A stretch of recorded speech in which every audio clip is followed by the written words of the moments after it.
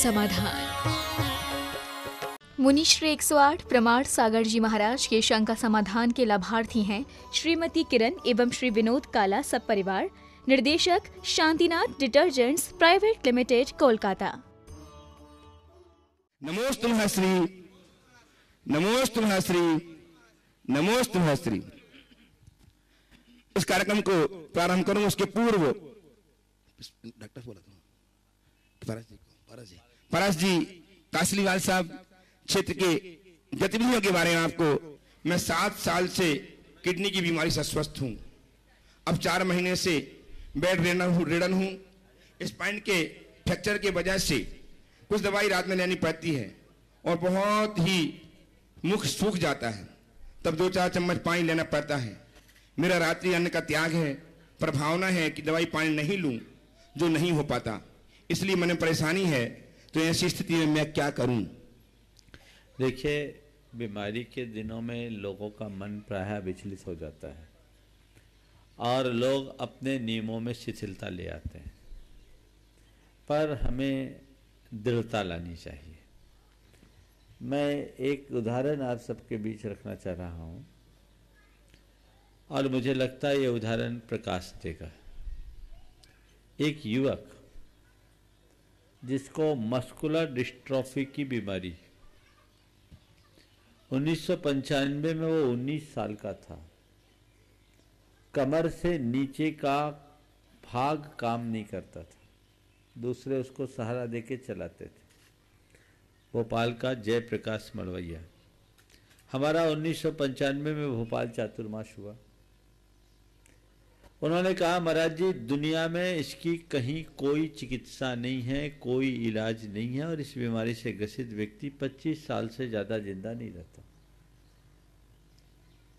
मेरे पास आया, मैंने उन्हें गुरुदेव के आशीर्वाद के लिए भेजा।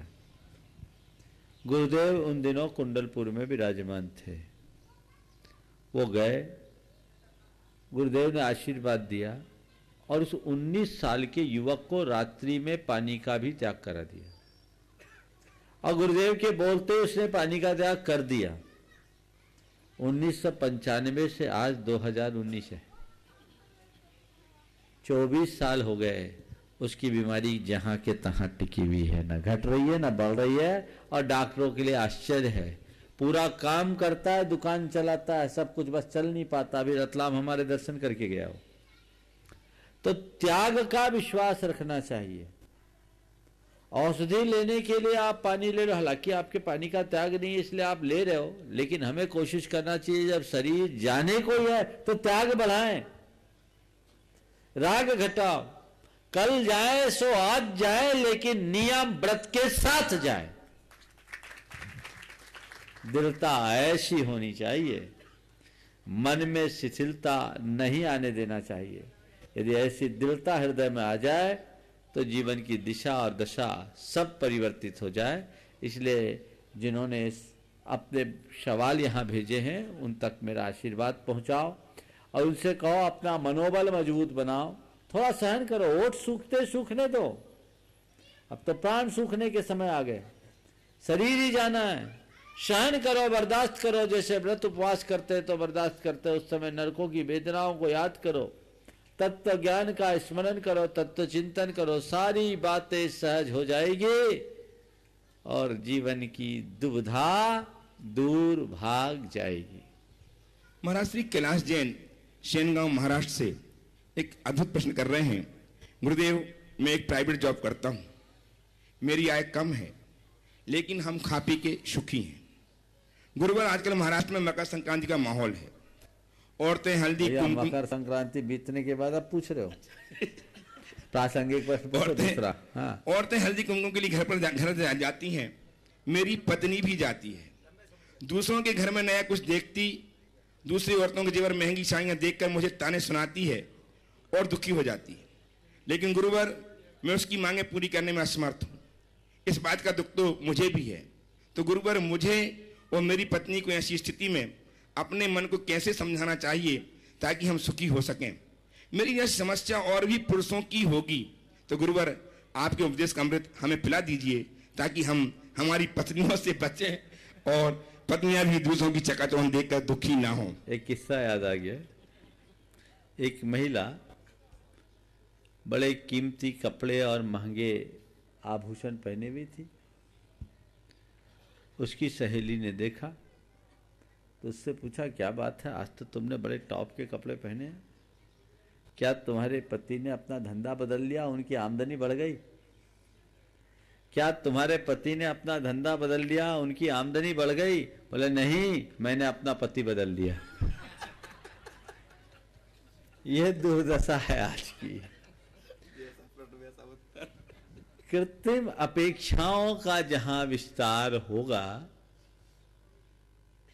वहां ऐसा ही हाहाकार होगा।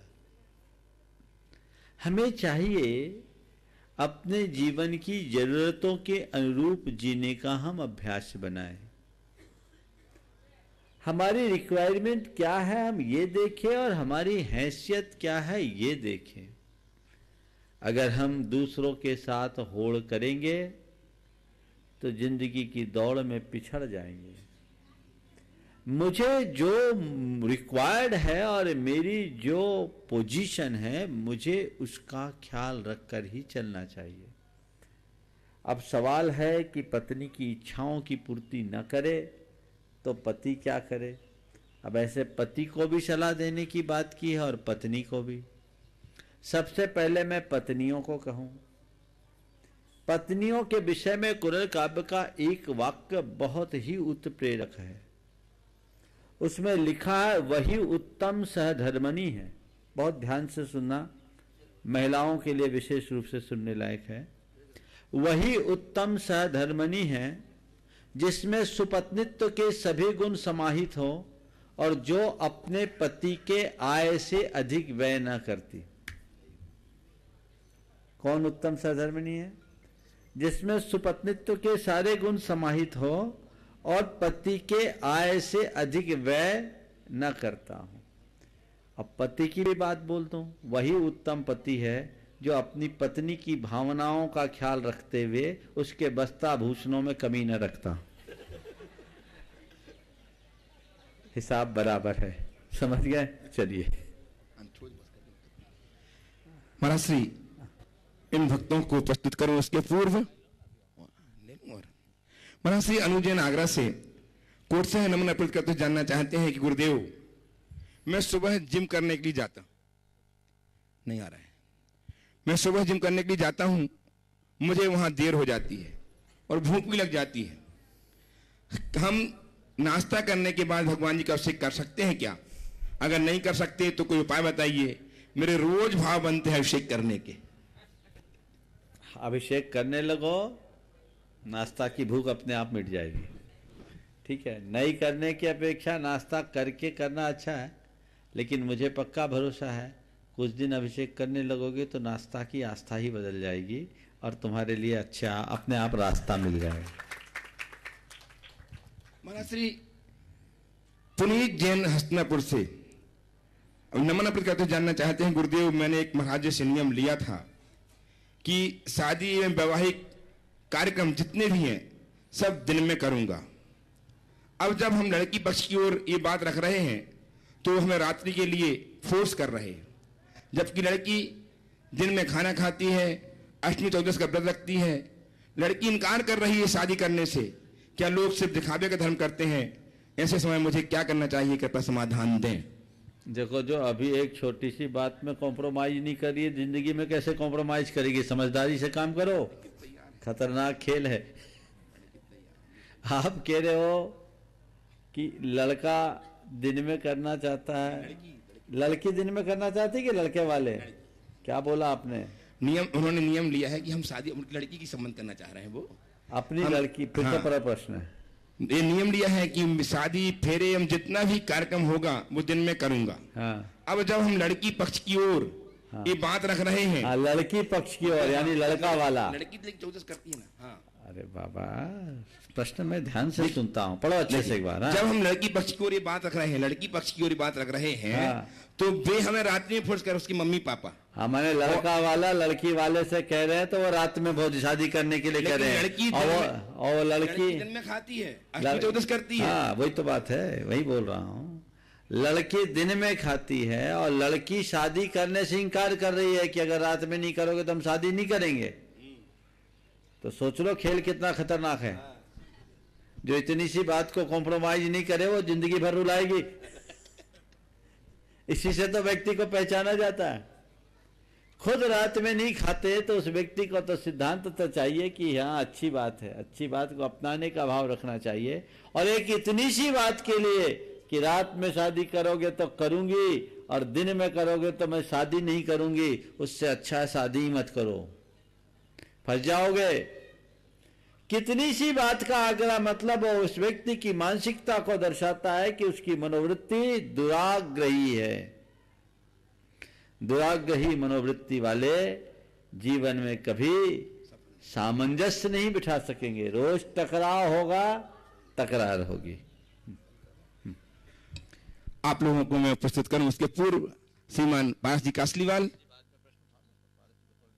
लोग क्या करेंगे। उपस्थित हों बरखा जी विवेक जी राठी बांकानेर से, और तैयार हैं डॉक्टर पंकज कुमारी जैन भीकम गांव से। नमोस्तु गुरुवर, नमोस्तु गुरुवर, नमोस्तु गुरुवर।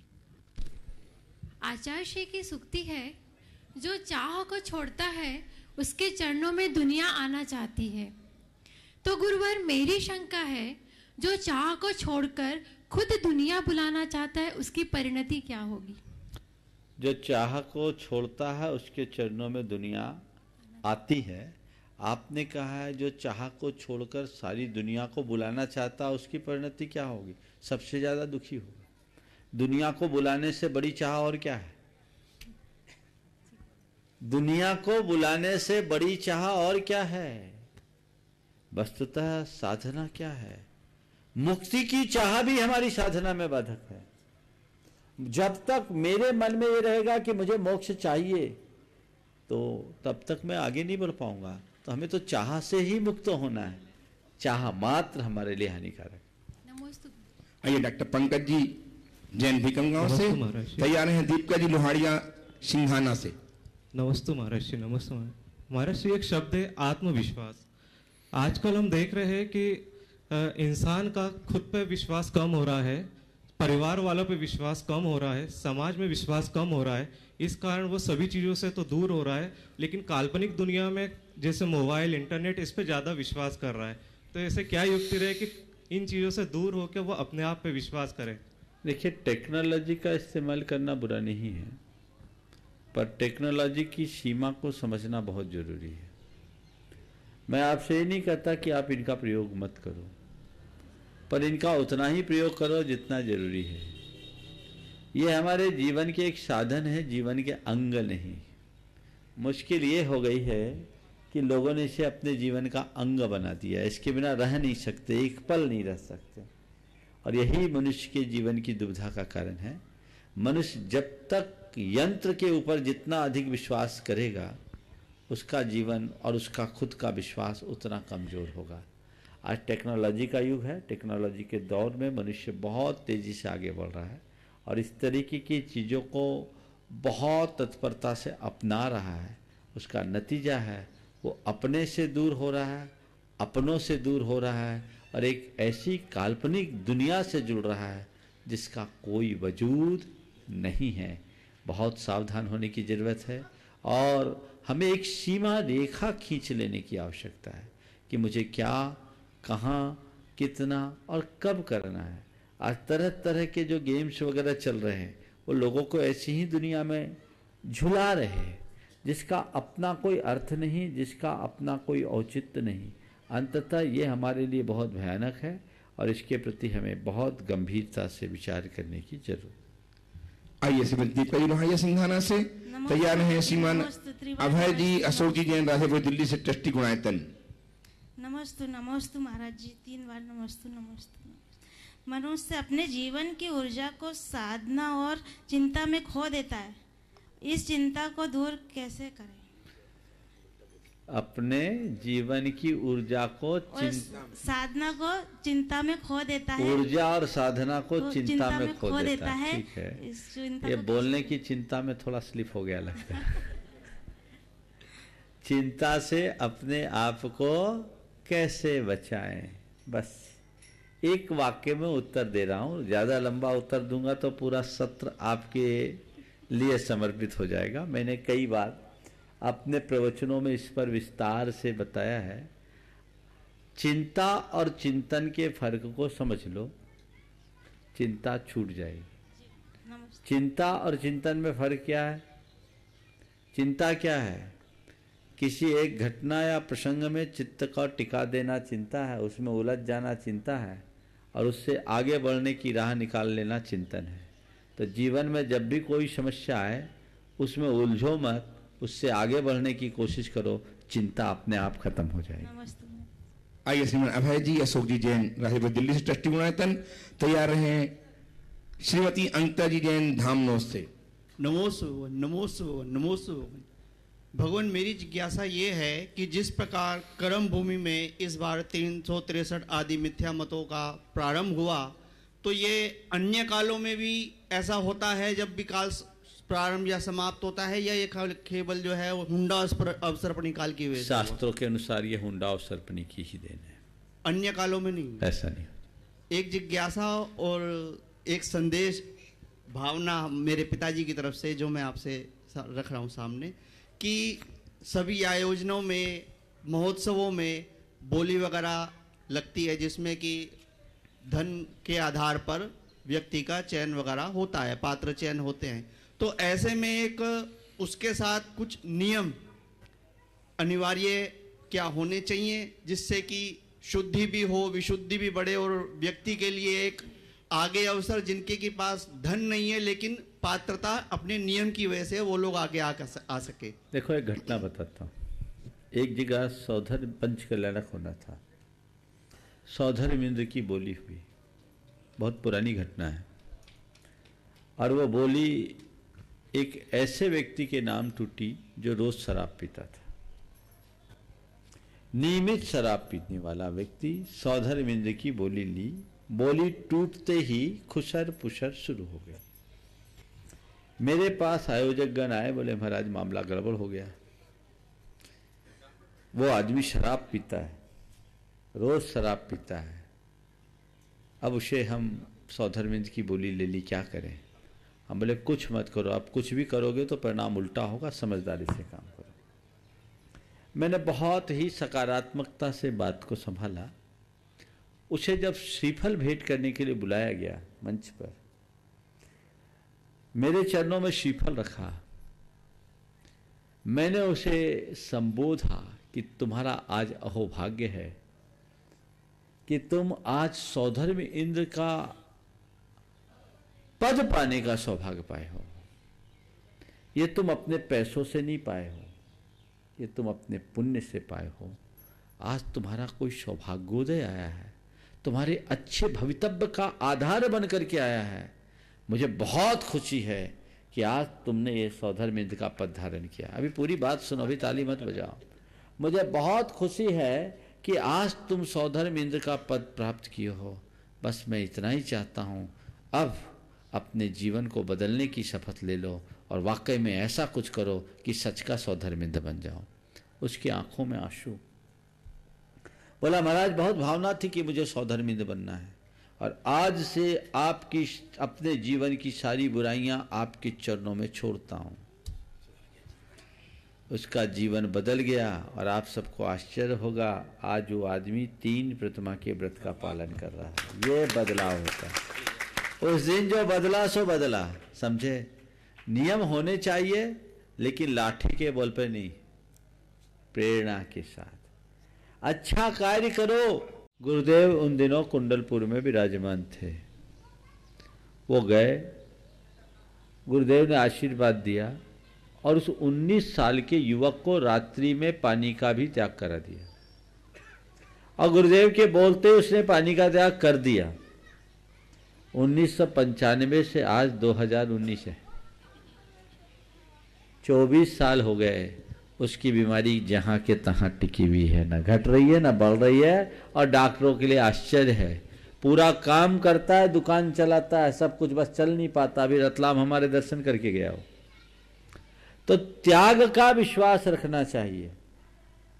औषधि लेने के लिए आप पानी ले लो, हालांकि आपके पानी का त्याग नहीं है इसलिए आप ले रहे हो, लेकिन हमें कोशिश करना चाहिए जब शरीर जाने को ही है तो त्याग बढ़ाएं, राग घटाओ। कल जाए सो आज जाए, लेकिन नियम व्रत के साथ जाए। दृढ़ता ऐसी होनी चाहिए, मन में शिथिलता नहीं आने देना चाहिए। यदि ऐसी दृढ़ता हृदय में आ जाए तो जीवन की दिशा और दशा सब परिवर्तित हो जाए। इसलिए जिन्होंने अपने सवाल यहाँ भेजे हैं उन तक मेरा आशीर्वाद पहुँचाओ और उनसे कहो अपना मनोबल मजबूत बनाओ, थोड़ा सहन करो, ओट सूखते सूखने दो। अब तो प्राण सूखने के समय आ गए, शरीर ही जाना है। सहन करो, बर्दाश्त करो, जैसे व्रत उपवास करते तो बर्दाश्त करते, उस समय नरकों की वेदनाओं को याद करो, तत्व ज्ञान का स्मरण करो, तत्व चिंतन करो, सारी बातें सहज हो जाएगी और जीवन की दुविधा दूर भाग जाएगी। महाराज श्री कैलाश जैन सेनगांव महाराष्ट्र से एक अद्भुत प्रश्न कर रहे हैं। गुरुदेव, मैं एक प्राइवेट जॉब करता हूँ, मेरी आय कम है, लेकिन हम खा पी के सुखी हैं। गुरुवर, आजकल महाराष्ट्र में मकर संक्रांति का माहौल है, औरतें हल्दी कुमकुम। मकर संक्रांति बीतने के बाद आप पूछ रहे हो प्रासंगिक प्रश्न पूछो दूसरा। हाँ, औरतें हल्दी कुमकुम के लिए घर जाती हैं, मेरी पत्नी भी जाती है। दूसरों के घर में नया कुछ देखती, दूसरी औरतों के जेवर महंगी साड़ियाँ देखकर मुझे ताने सुनाती है और दुखी हो जाती है। लेकिन गुरुवर, मैं उसकी मांगें पूरी करने में असमर्थ हूँ। इस बात का दुख तो मुझे भी है। तो गुरुवर, मुझे और मेरी पत्नी को ऐसी स्थिति में अपने मन को कैसे समझाना चाहिए ताकि हम सुखी हो सकें? मेरी यह समस्या और भी पुरुषों की होगी, तो गुरुवर आपके उपदेश का अमृत हमें पिला दीजिए ताकि हम हमारी पत्नियों से बचें और पत्नियां भी दूसरों की चकाचौंध देखकर दुखी ना हो। एक किस्सा याद आ गया। एक महिला बड़े कीमती कपड़े और महंगे आभूषण पहने हुई थी। उसकी सहेली ने देखा तो उससे पूछा, क्या बात है, आज तो तुमने बड़े टॉप के कपड़े पहने हैं, क्या तुम्हारे पति ने अपना धंधा बदल लिया, उनकी आमदनी बढ़ गई?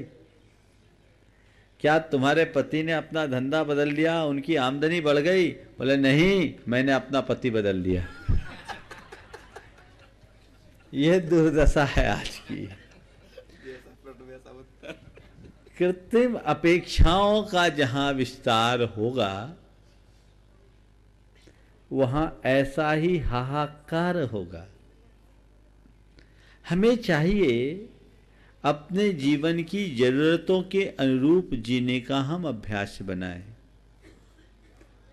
हमारी रिक्वायरमेंट क्या है हम ये देखें और हमारी हैसियत क्या है ये देखें।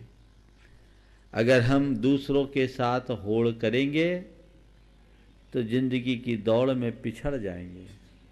न करे तो पति क्या करे? अब ऐसे पति को भी सलाह देने की बात की है और पत्नी को भी। सबसे पहले मैं पत्नियों को कहूं, पत्नियों के विषय में कुरल काव्य का एक वाक्य बहुत ही उत्प्रेरक है। उसमें लिखा है, वही उत्तम सहधर्मणी है। बहुत ध्यान से सुनना, महिलाओं के लिए विशेष रूप से सुनने लायक है। वही उत्तम सहधर्मणी है जिसमें सुपत्नित्व के सभी गुण समाहित हो और जो अपने पति के आय से अधिक व्यय न करती। कौन उत्तम सहधर्मिणी है? जिसमें सुपत्नित्व के सारे गुण समाहित हो और पति के आय से अधिक व्यय न करता हूं। अब पति की भी बात बोल दूं, वही उत्तम पति है जो अपनी पत्नी की भावनाओं का ख्याल रखते हुए उसके वस्त्र भूषणों में कमी न रखता। हिसाब बराबर है, समझ गए? चलिए महाराज श्री, इन भक्तों को प्रस्तुत करूं। उसके पूर्व महाराज श्री अनुजैन आगरा से कोर्ट से नमन अर्पित करते जानना चाहते हैं कि गुरुदेव, मैं सुबह जिम करने के लिए जाता, नहीं आ रहा है। मैं सुबह जिम करने के लिए जाता हूँ, मुझे वहाँ देर हो जाती है और भूख भी लग जाती है। हम नाश्ता करने के बाद भगवान जी का अभिषेक कर सकते हैं क्या? अगर नहीं कर सकते तो कोई उपाय बताइए। मेरे रोज भाव बनते हैं अभिषेक करने के। अभिषेक करने लगो, नाश्ता की भूख अपने आप मिट जाएगी। ठीक है, नहीं करने की अपेक्षा नाश्ता करके करना अच्छा है, लेकिन मुझे पक्का भरोसा है कुछ दिन अभिषेक करने लगोगे तो नाश्ता की आस्था ही बदल जाएगी और तुम्हारे लिए अच्छा अपने आप रास्ता मिल जाएगा। महाराज श्री पुनीत जैन हस्तिनापुर से अब नमन अर्पित करते जानना चाहते हैं, गुरुदेव मैंने एक महाराज से नियम लिया था कि शादी एवं वैवाहिक कार्यक्रम जितने भी हैं सब दिन में करूंगा। अब जब हम लड़की पक्ष की ओर ये बात रख रहे हैं तो हमें रात्रि के लिए फोर्स कर रहे हैं, जबकि लड़की दिन में खाना खाती है, अष्टमी चौदस का व्रत रखती है। लड़की इनकार कर रही है शादी करने से। क्या लोग सिर्फ दिखावे का धर्म करते हैं? ऐसे समय मुझे क्या करना चाहिए, कृपया समाधान दें।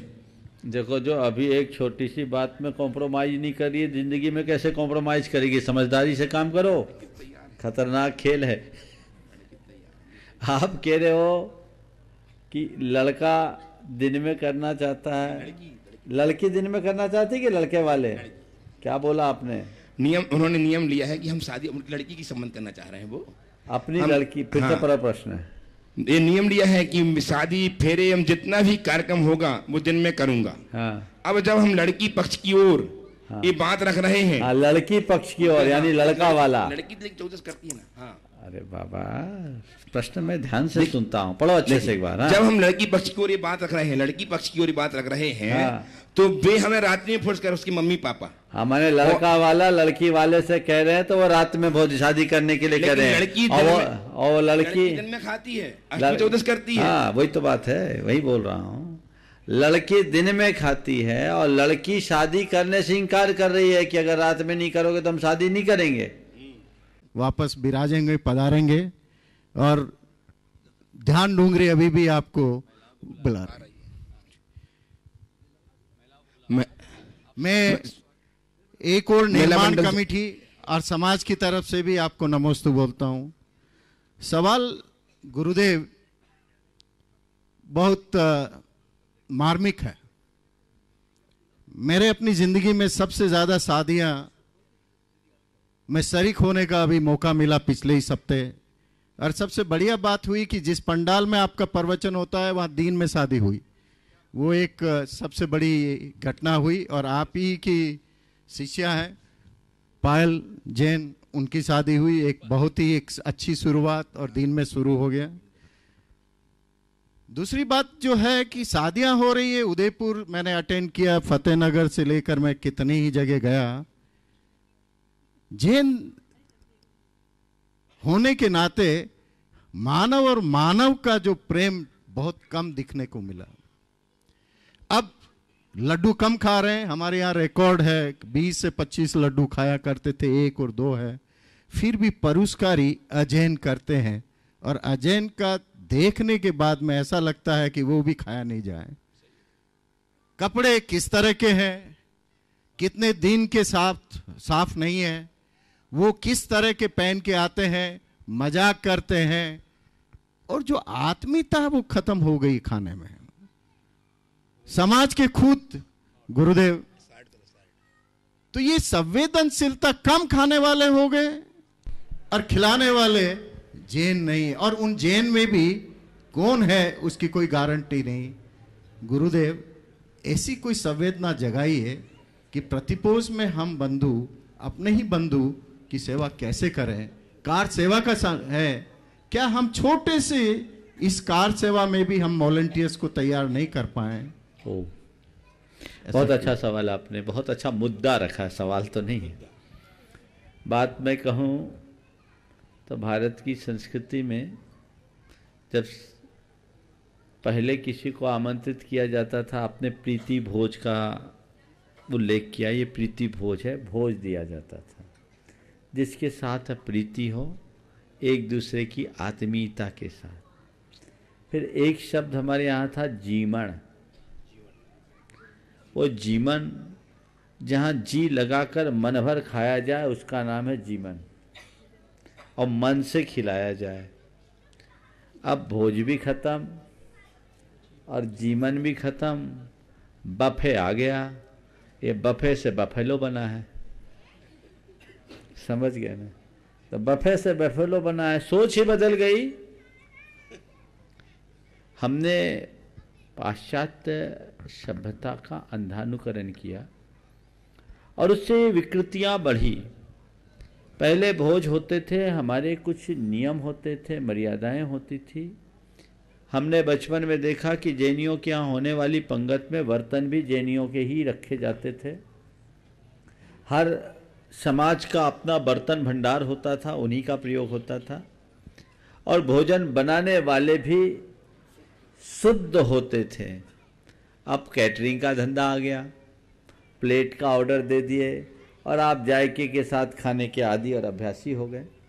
उसके कारण ये बहुत सारी बुराइयां हम पर हावी हो गई, विकृतियां दिनों दिन बढ़ रही है, बिगड़ रही है। और आपने जो बातें कही है वाकई में ये बहुत चिंतनीय है, लेकिन लोग चिंता व्यक्त करते हैं, करते वही हैं। इसका एक ही उपाय है, पहले लोग ये संकल्प ले कि नहीं, हम कैटरिंग को अलाउ नहीं करेंगे और कहीं कैटरिंग होगी तो हम उसमें जाएंगे नहीं, अपने आप व्यवस्था बन जाएगी। जाना भी पड़ा तो खाएंगे नहीं। पर अब क्या करे, अब तो गाड़ी बहुत नीचे आ गई है, रिवर्स में लाने की भी कोई गुंजाइश दिखती नहीं है। आगे गई होती तो हम रिवर्स में ला सकते थे, नीचे गई है, उसको तो टोचन करके खींचना पड़ेगा, तब मुश्किल है। अब तो अनाप शनाप अभक्ष और अमर्यादित वस्तुएं भी प्रविष्ट हो गई। अगर हम इस तरफ ध्यान नहीं देंगे तो हमारी संस्कृति छिन्न भिन्न हो जाएगी। सवाल छुआछूत का नहीं है, मैं उसे महत्व नहीं देता, पर शुद्धता का तो हमें रखना ही चाहिए। शुद्धि, पवित्रता हमारी प्रमुखता होनी चाहिए। यदि हम उसे नहीं अपनाएंगे तो हमारी पूरी सामाजिक परंपराएं छिन्न भिन्न हो जाएगी।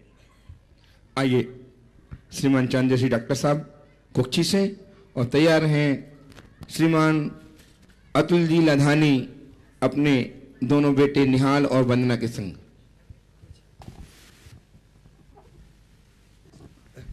नमस्तो गुरुदेव, नमस्तो गुरुदेव, नमस्ते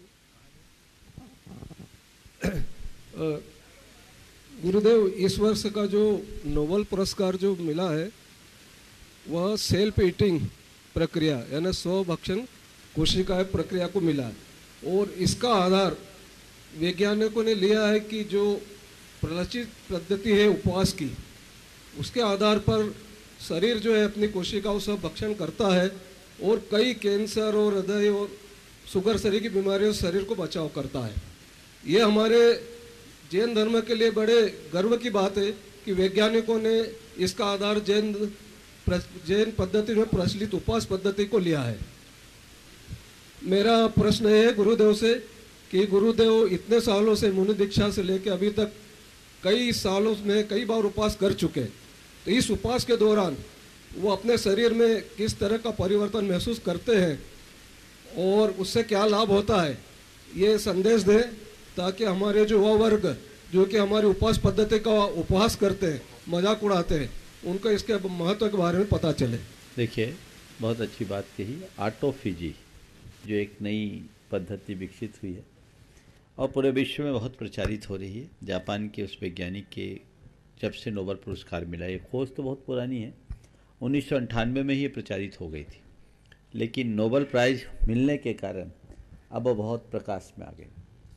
वस्तुतः ये बहुत ही तथ्यपूर्ण बात है और हम सबके लिए बड़ी उपयोगी है, क्योंकि आज का युग वैज्ञानिक युग है।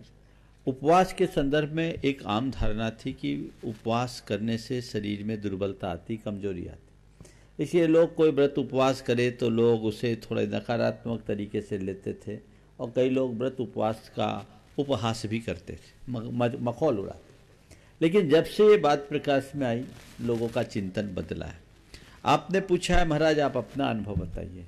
मैं तो आपको ये कहता हूँ कि जब भी उपवास करते हैं दूसरे दिन हम अपने आप को ज़्यादा तरोताज महसूस करते हैं। उपवास के बाद हमारे शरीर के पाचन तंत्र की प्रक्रिया, शरीर की स्फूर्ति, ऊर्जा बढ़ती है, घटती नहीं है। हाँ, लगातार दीर्घ उपवास करें तो शरीर में थोड़ा हरासमेंट हो सकता है, लेकिन अगर उसमें भी नियमित दिनचर्या रखें तो आपको कुछ नहीं होगा। कई लोग मेरे संपर्क में हैं जो हर साल 10 उपवास करते हैं और उनको साल भर कोई बीमारी नहीं होती। एक युवक है रांची में, वो तो हर साल 10 दिन 10 लक्षण में केवल जल ही लेता है। बोला हम, वो एक बार का नियम नहीं है लेकिन जल है, और हफ्ता में एक दिन वो केवल जल लेकर रहता है। बोला इससे मेरे को काम करने की ऊर्जा मिलती है, मैं ज़्यादा एनर्जेटिक हो जाता हूँ, अपना काम अच्छे से कर सकता हूँ। तो ये चीज़ें लोगों को देखना चाहिए। हाँ, पहली बार उपवास करोगे तो टाइट होगी हालत। पहली बार जब कभी भी उपवास करोगे हालत टाइट होगी, घबराना नहीं। पहली बार टाइट, फिर दूसरी बार करोगे तो थोड़े लाइट होगे। पहली बार टाइट, दूसरी बार लाइट और तीसरी बार राइट, फिर हो जाओगे ब्राइट। समझ गए? ये अनुभव की बात है। कीजिए, करना शुरू कीजिए। ये तपस्या भी है, और हमारे यहां तो बहुत पुरातन काल से ये बात कही गई, लंघनम परम औषधम। लंघन को परम औषधि की संज्ञा दी गई है। हम उसका अनुकरण करें और अपने जीवन को उसी अनुरूप बढ़ाएं। आइए श्रीमान अतुल जी सीता जी लखानी के पुत्र निहाल जी और पुत्री वंदना श्रोमणी संरक्षक गुणायतन हैं, बगसरा से उपस्थित हैं। गुरुदेव श्री चरण में अपनी भक्ति अर्पित करने के लिए तैयार रहे। मोहित जी काला, ट्रस्टी गुणायतन, मोरे से। गुरुदेव चरण मेरा नमस्ते नमस्ते नमस्ते। गुरुवार जब हमारी क्लास में कोई बच्चा अगर हमारे को बिना बात के मारे या परेशान कर तो उस समय हमें क्या करना चाहिए? बहुत अच्छा सवाल किया इस छोटे से बच्ची ने। कोई लड़का हमारे क्लास में हमसे बिना बात के मारे या परेशान करे तो उस समय हमें क्या करना चाहिए? देखो, बिना बात के कोई मारता है, परेशान करता है तो उस समय चुप रहना चाहिए। और जब वो परेशान कर ले, मारना बंद कर दे, तो बाद में उसे प्रेम से समझाना चाहिए कि हमें तुम बिना बात के क्यों मारते हो, क्यों परेशान करते हो। और उसके बाद भी न माने तो उससे उलझने की जगह अपने टीचर से उसकी शिकायत कर देना चाहिए। समझ गए? चलिए। हाँ, अजय मोहित जी काला और तैयार हैं ब्रह्मचारिणी बहन रूबी दीदी मुंगावली से। नमोस्तु महाराज जी। एक मिनट, हाँ बोलो निहाल। गुरुदेव के चरणों में मेरा बारंबार नमोस्तु नमोस्तु नमोस्तु। गुरुदेव, आपकी कृपा से हमें भगवान आदिनाथ भगवान का महामस्तका अभिषेक में पहला कलश करने का सौभाग्य मिला है। तो गुरुदेव, हम वो महामस्तकाभिषेक करने जाए तो उस समय हमारे भाव कैसे रखे? बहुत अच्छा। महामस्तकाभिषेक ये बड़ा सौभाग्यशाली परिवार है। ये वो परिवार है जिस दिन खड़े हो जाओ, जिस दिन यहाँ महामस्तकाभिषेक डिक्लेयर हुआ उसी दिन इनका संदेश मेरे पास, निवेदन, संदेश नहीं, निवेदन आया कि ये सौभाग्य अगर मुझे मिले तो मैं कृतार्थ होऊंगा और ये मैं करना चाहूँगा। ये भाव, ये बहुत अच्छे भाव है और बहुत कम लोगों में होता है। कोई तो ऐसा होता है जिसको बार बार मस्के लगाना पड़ता, भैया तुम कर लो, तुम कर लो, तुम कर लो। और कोई होता है नहीं, अगर ये मौका है तो ये लाभ मुझे मिलना चाहिए। ये लाभ, आपको एक बात और बताऊं, अभी विधान की बात आई, बोले महाराज विधान है तो उसमें भी मेरा स्थान होना चाहिए। ये भाव है। तो पहले तो मैं ये कहूँगा कि धर्म का कोई भी कार्य हो, अहम अहम अहम इक्कई, इस प्रकार का सबसे पहले मैं, सबसे पहले मैं, सबसे पहले मैं की भावना रखूं। और पाप का कोई काम आए तो सबके पीछे मैं, आखिरी में मेरा नंबर आए। अच्छे कार्य में व्यक्ति को उत्साहित रहना चाहिए। ये मनुष्य के जीवन की उन्नति का बड़ा आधार है। आपने पूछा है प्रथम अभिषेक करने का सौभाग्य मिला तो हमारे भाव क्या होना चाहिए? मुझे प्रथम अभिषेक करने का सौभाग्य मिला, ये मेरे जीवन का सौभाग्य है। और एक ही भाव रखो कि भगवान, जब तक ये शरीर में प्राण है, जीवन में कोई भी धार्मिक समागम हो, मेरा स्थान सबसे पहला हो। बस ये भाव रखो। तो यहाँ पहला स्थान होगा तो वहाँ भी पहला स्थान होगा, पर भावना रखना, अहंकार नहीं। आइए मोहित जी काला तैयार है ब्रह्मचारिणी बहन रूबी दीदी मुकाबली से। नमोस्तु महाराज श्री। महाराज श्री, इंसान सुनता तो है, नमोस्तु महाराज श्री, इंसान सुनता है टन भर, सुना देता है मन भर, लेकिन उसकी सबसे बड़ी दिक्कत यही कि वो खुद के अंदर धारण नहीं कर पाता कण भर भी। आज सुबह चुनौतियों की बात हो रही थी, तो इंसान के आज हमारे खुद के सामने भी सबसे बड़ी चुनौती यही है कि हम प्रवचन सुन तो लेते हैं, उससे मोटिवेशन भी ले लेते हैं, लेकिन उसे अपने जीवन में उतार नहीं पाते पूरी तरीके से। इसके लिए हम युवाओं के लिए क्या आप गाइडेंस देना चाहेंगे जिससे हम सुने भी और उसे उतारे भी? देखिए, सुनना कई तरीके से होता है। एक कान से सुनना और एक हृदय से सुनना, एक बुद्धि के स्तर पर सुनना और एक भावना के स्तर पर सुनना। दोनों के सुनने में बड़ा अंतर होता है। जब हम बुद्धि के स्तर से सुनते हैं तो हमारा तार्किक मन उससे कुछ पल के लिए प्रभावित होता है और बाहर जाने के बाद फिर हम जहाँ के तहाँ हो जाते हैं। और हृदय के स्तर से सुनते हैं तो वो हमारे दिल को छू जाता है और वो हमारे चिंतन को स्पंदित करता है, जीवन में बदलाव लाता है। तो जब भी आप सुने तो प्रवचन न सुने। अगर आप प्रवचन सुनोगे तो आपको कोई लाभ नहीं होगा। महाराज क्या बोल रहे हैं, बिल्कुल ठीक बोल रहे हैं। प्रवचन सुनना बंद कर दो। महाराज आप सुनाना बंद कर दो। मैं तो बंद करता हूँ, मैं तो प्रवचन सुनाता ही नहीं, आप ही लोग प्रवचन बोलते हो। प्रवचन सुनना बंद करो। सदगुरु की बात को प्रवचन की भांति मत सुनो, मेरे लिए दिया जाने वाला मार्गदर्शन मान करके सुनो। देखो जीवन में कितना बड़ा बदलाव है। मैं तुमसे पूछता हूं, तुम किसी के कितने भी बड़े लेक्चर सुनो, उसका असर, और जिसके प्रति तुम्हारी श्रद्धा हो, प्रेम हो, आत्मीयता हो, उसके कोई सुझाव सुनो, उसका कोई मार्गदर्शन लो, उसकी हिदायतें सुनो, किसका प्रभाव ज़्यादा होता है?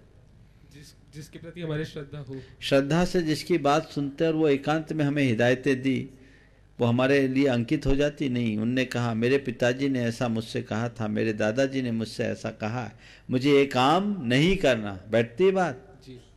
तो बस मेरे गुरु ने मुझे जो मार्गदर्शन दिया है वो केवल मेरे लिए मार्गदर्शन है, मेरे हित का मार्गदर्शन है। ये बुद्धि जिस दिन तुम्हारे भीतर घट गई, जीवन पलट जाएगा। आइए ब्रह्मचारिणी बहन रूबी दीदी मुकाबली से तैयार रहे दिलीप जी पहाड़िया साहब खंडवा से। पूज्य महाराज श्री के चरणों में अनंतवार नमोस्तु नमोस्तु नमोस्तु। महाराज जी, जैसा कि हम लोग जानते हैं कि आप ऐसे परम सौभाग्यशाली मुनिराजों में से हैं जो शाश्वत तीर्थ क्षेत्र सम्मेद शिखर जी में भी आचार्य संघ में सबसे ज़्यादा रहे, और आप ऐसे मुनिराज हैं कि आज भी आप सिद्ध भूमि में विराजे हैं, और सिद्ध भूमि में आपके माध्यम से भारतवर्ष में जो भी भव्य जीव आएंगे, भव्य नहीं निकट भव्य जीव आएंगे अभिषेक करने, तो इस सिद्ध भूमि में उनके द्वारा जो अभिषेक किया जाएगा उसका फल क्या होगा, उनका कल्याण निकट में कैसा होगा, और आपके भाव क्या बनते हैं एक जिनालय में अभिषेक करने और सिद्ध भूमि में अभिषेक करने, थोड़ा सा विस्तार में बताने की हम अल्प बुद्धिजीवों पे कृपा करें। नमोस्तु महाराज जी, नमोस्तु। देखिए, बहुत अच्छा सवाल आपने किया है। ये निश्चयतः मेरा बड़ा सौभाग्य है। मेरे मन में बड़ी इच्छा होती थी कि एक चातुर्मास सम्मेद शिखर करूं, सिद्ध क्षेत्र में करूं। सिद्ध क्षेत्र में करने का भाव होता था। गुरुदेव से एक दो बार मैंने निवेदन किया कि किसी सिद्ध क्षेत्र में हमें चातुर्मास दे दें तो बहुत कृपा होगी। तो जब बुंदेलखंड में था तो उनने कोई सिद्ध क्षेत्र नहीं दिया, और सिद्ध क्षेत्र मिला तो सीधे सम्मेद शिखर मिला। ये मेरा सौभाग्य। और एक नहीं, वहाँ अनेक चातुर्मास हुए, 4-4 चातुर्मास वहाँ पर संपन्न हुए। पावापुर में भी एक चातुर्मास हुआ। वर्तमान में भी 52 गजा सिद्ध क्षेत्र है। सिद्ध क्षेत्र अपने आप में बहुत महान क्षेत्र होता है। इसे सिद्ध निषिद्धिका कहते हैं। निषिद्धिका वो है जो नियमतः सिद्धि का कारण हो, उसको निषिद्धिका बोलते हैं। जिनकी वंदना मात्र से हमारे पापों का क्षय होता है। इन निषिद्धिकाओं का इतना महत्व है कि हम लोग रोज दिन में 3 बार निषिद्धिका वंदन करते हैं। हम लोगों के प्रतिक्रमण से पूर्व नमो जिनानम आदि के पाठ से हम निषिद्धिका का वंदन करते हैं, जो हमारे सिद्धि का निश्चय सा साधन है। वो कारण है, उस निषिद्धिका का हम बंधन करते हैं, उसके अनुरूप अपने जीवन का आराधन करते हैं। आपने पूछा सिद्ध भूमि में क्या अनुभव होता है, तो भैया सिद्ध भूमि का अनुभव बड़ा शुद्ध होता है, और कुछ हो या ना हो, इससे हमारे भीतर की शुद्धि बढ़ती है। हम अपने अंदर की शुद्धि को बढ़ाने के लिए सिद्ध क्षेत्रों का लाभ लें। जहाँ तक सवाल रहा अभिषेक का, अभिषेक तो आप लोग करते हो, हम लोगों की तो केवल उपस्थिति है, लेकिन आपने पूछा है जो अभिषेक करेंगे उनको क्या लाभ होगा, तो मैं तो यही कहता हूँ ऐसे 52 गजा के आदिनाथ का अभिषेक करने वाला एक दिन खुद अभिषिक्त तो होगा, इसमें कोई संशय नहीं। यहाँ अभिषेक करोगे तुम अभिषिक्त होने वाले पद को प्राप्त करोगे। अभिषिक्त पद क्या है? देवों का पद अभिषिक्त पद है। देव जब भी स्वर्ग में उत्पन्न होते सबसे पहले अन्य देवता उनको नहलाते, वो उनका अभिषेक होता है। अभिषिक्त होगे, पदों और गुणों में श्रेष्ठता की प्राप्ति होगी, साथ से पुण्य के बंध का ये कारण है। हमारे जीवन की सारी जितने भी क्षुद्र उपद्रव है उनके विनाश का कारण भगवान का अभिषेक है। अशांति और अमंगल अनिष्ट के निवारण के लिए शास्त्रों में अभिषेक का विधान है। तो अभिषेक ऐसी मांगलिक क्रियाएं, और फिर महाअभिषेक तो और ही महामंगलकारी है। फिर 52 गजा के आदिनाथ जिनका ऐसे तो 12 वर्ष में एक बार होता है और साल में एक दिन होता है, वो एक दिन के अंतर्गत आप इनका अभिषेक कर रहे हैं जो हजारों वर्षों से विद्यमान हैं, जिनके भी हाथों से ये अभिषेक होगा और जो भी इस अभिषेक को देखने के साक्षी बनेंगे वे 7 से पुण्य के भागीदार होंगे, इसमें कोई संशय नहीं। और आप पूछ रहे हो आपकी क्या अनुभूति है, तो हम लोगों का उल्लास भी ऐसे मौके पर अनंत गुना बढ़ जाता है। क्यों? क्योंकि ये धर्म प्रभावना का एक पवित्र कार्य है। हमारी प्रवृत्ति से यदि धर्म की प्रभावना होती है और लोगों का जीवन बदलता है तो इससे बड़ी खुशी और क्या होगी। तो जितने कुत्ते आज सेठों के कार में घूमते हैं ना, ये सब पुराने सेठ होंगे, कोई संशय नहीं। इनने पुण्य भी किया होगा, वो पुण्य भोग रहे। आदमी को रूखी रोटी नहीं और कुत्ते के लिए मैश करके। एक व्यक्ति ने बोला महाराज 1 लाख रुपया महीना कुत्ते पे खर्चा होता। एक व्यक्ति है ऐसा, 1 लाख रुपया महीना कुत्ते पे खर्चा करता है, तो वो कुत्ते का पुण्य भोग है। तो उसने जीवन में अच्छा कर्म किया होगा, वो पुण्य तो दिला दिया, लेकिन आखिरी में ऐसा कुकर्म किया कि कुत्ता बन गया। तो कुकर्म ने कुत्तापन दिला दिया और पुण्य ने उसको कुत्तों में भी सेठों कुत्ता बना दिया, बंगले का कुत्ता बना दिया।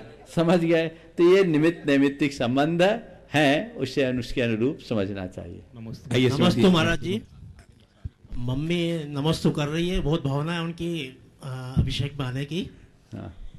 जो लोग समर्थ हैं और सक्षम हैं वो भी यहाँ पे अभिषेक में आने की भावना नहीं कर रहे हैं, ये उनके कौन सा कर्म का फल है?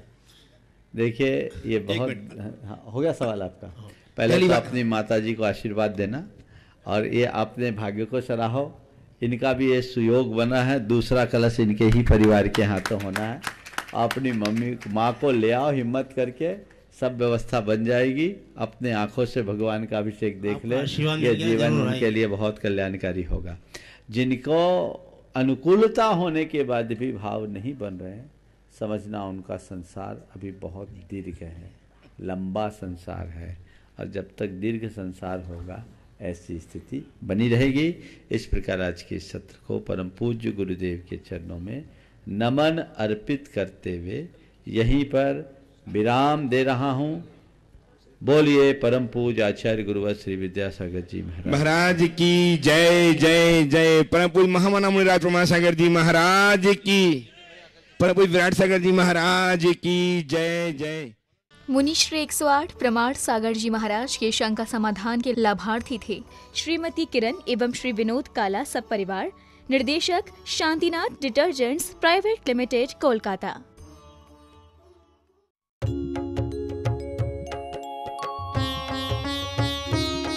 शंका समाधान।